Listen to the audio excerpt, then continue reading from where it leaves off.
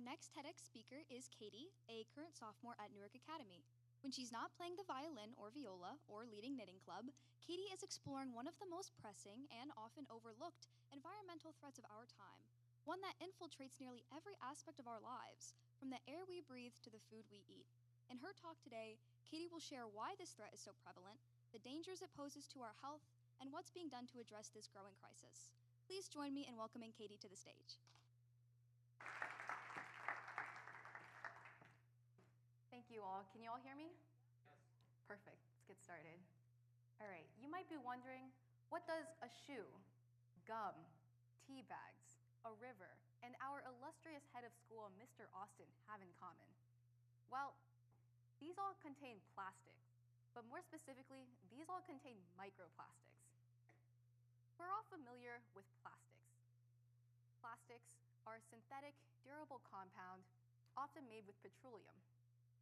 Plastics are in every facet of our lives. It's in toys, furniture, construction, medical equipment, packaging, clothing, the list goes on. Unfortunately, less than 10% of plastics are recycled. And since plastic is so durable, instead of truly degrading, it breaks down into smaller and smaller pieces. These are microplastics. Microplastics, as generally agreed upon by the scientific community, are pieces of plastic less than 5 millimeters in diameter. That's the diameter of a pencil eraser.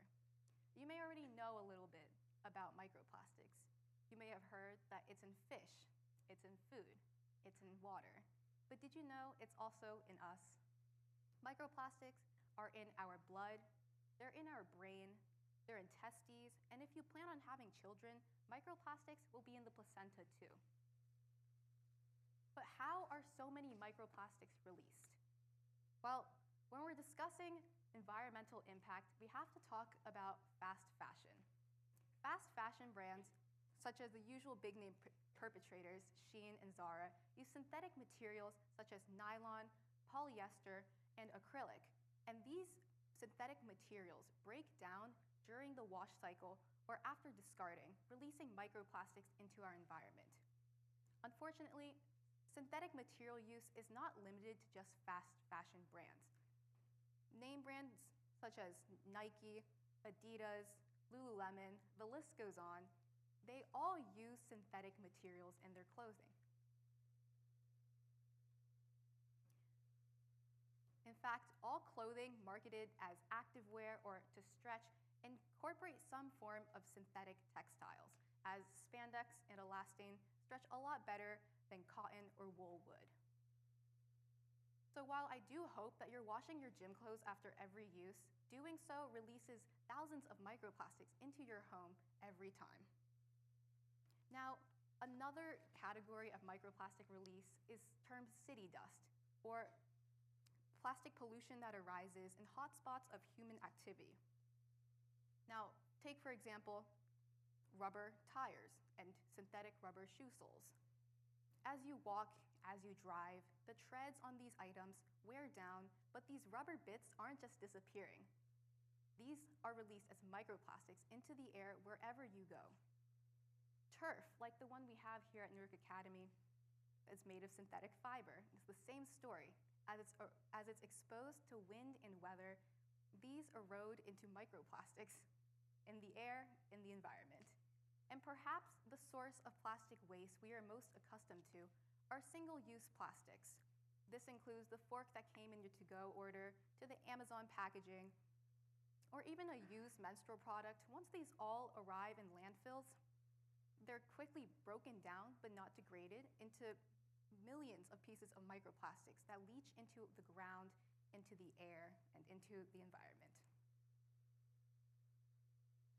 Now, given how prevalent plastics are in our lives, it's no surprise that the environment is saturated with plastics. Microplastics, to be particular.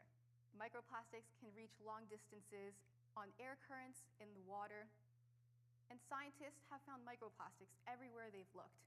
Microplastics have been absorbed into plants, animals, the ground, even in our waterways, where microplastics have not been able to be filtered out successfully at water treatment facilities. Even in Antarctica, scientists have found microplastics mixed with the snow. 60 miles from the nearest city in the Pyrenees Mountains in France, it's raining microplastics, 365 particles per square meter. Imagine the air quality here. With how ubiquitous microplastics are, it's really no trouble at all for these microplastics to find their way inside of us. Of course, you have your usual sources, like on the left here, contaminated food and contaminated water. But you can cut the middlemen in these and ingest something that directly releases microplastics into you. Take, for example, a piece of gum. A recent pilot study done at UCLA finds that a single piece of chewing gum can release thousands of microplastics directly into your saliva in the first few minutes. Or you could steep a cup of tea using a tea bag.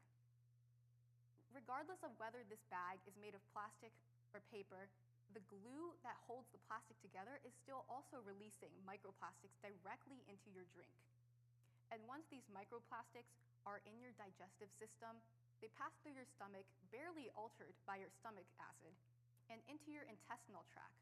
Of course, some are filtered out as waste, but even more are absorbed through your intestinal lining into your bloodstream.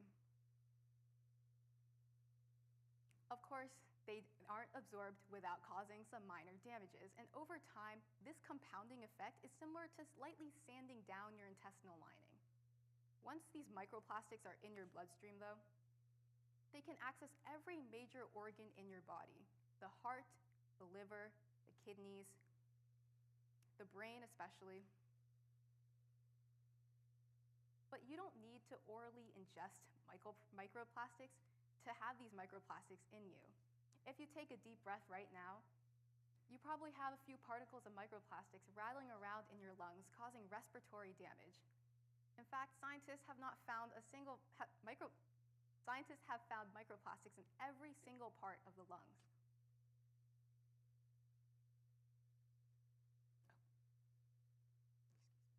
Well, are you guys uncomfortable yet? Well, there is good news. In fact, scientists in China have recently found a way to remove microplastics from bodies of water that looks to be scalable. They took the cellulose from cotton and squid bones and created a sponge that's up to 99% effective. However, this is only addressing the symptoms of a pervasive root cause, which is our overwhelmingly unsustainable use of plastic. But in other good news, researchers have also found that zebrafish, when exposed to sufficient amounts of microplastics, can eventually purge some of these microplastics out of them within the 16-day time frame that scientists were observing them. However, this is also only contingent on the fact that the amount of microplastics these zebrafish were exposed to stopped entirely. So really, this is a call for collective action. We need to take action now in order to stop our consumption of plastic, the production of plastic, and thus the release of so many microplastics into our world. I urge you to write to your representatives and encourage them to introduce pieces of legislation that would block different types of plastic production available in the US. In fact, the last piece of legislation to specifically address microplastics was the Microbead-Free Waters Act in 2015, signed into law by President Obama. This law meant to phase out microbeads in hygiene products such as shampoo and exfoliants because it was found that they were still filtering into our water. Unfortunately, this law was not wholly effective, but it's still a good starting point for where we should be, which is expanding plastic bans. And on an individual level, what we need to be doing is examining our interaction with plastics in our daily lives and how we can cut down on these plastics in this plastic usage. Otherwise, microplastics may be here to stay within us permanently. Thank you.